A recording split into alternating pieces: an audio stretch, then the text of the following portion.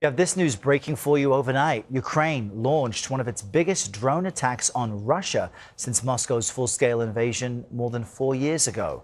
Take a look at this. Ukrainian drones struck an oil refinery in the Russian capital. Flights were temporarily suspended at all major Moscow airports. Let's bring in CBS News international reporter Aidan Stretch. You know he follows developments for us from Kyiv and has more. Good morning, Aidan. Tell us more about these attacks. The footage is quite dramatic.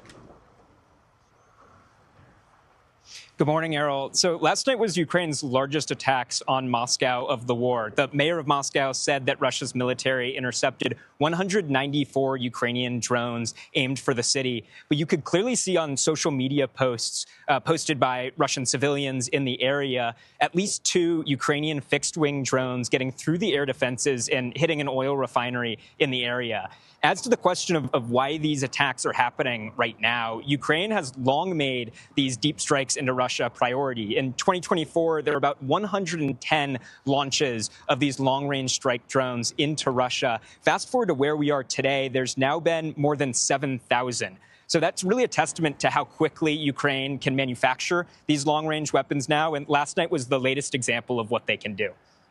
Which is remarkable because as they hit that oil refinery, the roof of one of the containers seems to fly through the air and into the smoke, making those pictures so dramatic. But what's the overall impact these Ukrainian strikes are having on Russia and its ability, its drive to continue the war?